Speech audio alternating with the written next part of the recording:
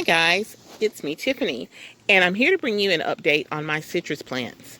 So I've had citrus plants since about 2010. Some I've had longer than others. The plants that you see right here are more recently acquired. This first one is a Silver Hill Satsuma I purchased from a gentleman in South Carolina. And you can see it's got fruit there, and there's one hiding back there, and there's another. I think it only has 3 fruit, and honestly I pulled off most of the fruit. This is only its second summer with me, and the tree is very small, and so I didn't really want it to be overwhelmed with trying to ripen fruit. This tree I also got from a gentleman in South Carolina. This tree had tons of flowers, and quite frankly it set tons of fruit. And I did go and pull off most of the fruit because, again, I'm just worried about the health of the tree. I believe this tree now is holding 6 pieces of fruit, maybe. And they're pretty big considering that it's only July. But the good thing is that even though it's holding a lot of fruit, you can see it's starting to push out new growth. And that's what I want. So back here with the orange tag is an Owari Satsuma that I got from Mackenzie Farms in South Carolina. It's an older gentleman, and he's well known in this area for his citrus farm. Bless his heart, he told me if I'm going to come back, I might want to come soon. He doesn't know how much longer he's going to be in the citrus business. But for right now, I've got one of his Satsumas. It's only been with me for, I'm going to say 3 months. I don't remember exactly when we went down there. So, of course, it did not flower in my presence. And what I've been doing is just trying to shape the tree like when I got it. This branch right here was drooping down there, and this branch over here was drooping down there. And I don't want a bunch of limbs going towards the ground.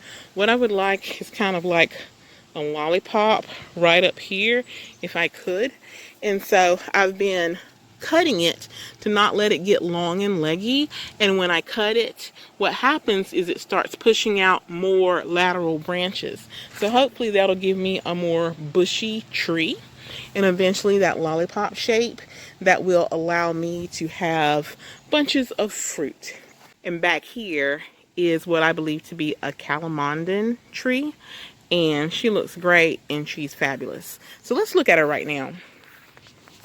So my Calamandan just recently flowered, and she set lots of fruit. I just pruned this tree. I just pruned all of my citrus trees. So you can see here a couple of weeks later, they're trying to grow again. But to show you all the fruit that she set, it's quite difficult because they're so small right now. But, like for instance, there's fruit, and that's on the second flush. These fruits were formed on her second flush of growth. She had a first flush, and there are fruits from that one too, but again, it's hard to find them. So here are some fruits that were made on the first flush. So this is the first flush that occurred around, I'm going to say, in March, maybe beginning of May. And then these right here, the little ones, those are from the second flush that just occurred maybe a couple of weeks ago. Not much to say about this tree. This tree can flower. It flowered 2 years ago. It flowered this year too, but didn't manage to hang on to the fruit. Just looking at the leaves and stuff, I feel like this tree needs something, and I don't know 100% what. Yes, I do foliar spray with essential minerals and stuff like iron and manganese and all that stuff, but I don't know, just looking at the leaves just look strange to me. So I gave her citrus fertilizer like all of my others. I pruned her, and hopefully the new growth will look better. You can see like at the tips little pieces of new growth that are starting to form. And then over here in this pot is my tree that I accidentally grew from seed. And just like the others, I just pruned her. Again, I want that lollipop shape, if you will, and I'm working on it. She's got the filling in some places. She did flower this year, but for whatever reason, she only flowered on this branch right here. And then it was only 6 flowers, she only set 2 fruit. So the strangest thing about this fruit is that it's a teardrop shaped fruit and it's got segments. It's hard to see, but it's got very marked segments. Again, I was eating a tangerine and I know that this could be anything, but hopefully it will at least come to fruition. All along, my goal with this tree has been to let it get big enough and then to make some cuttings so that I can have a smaller tree that still produces the fruit.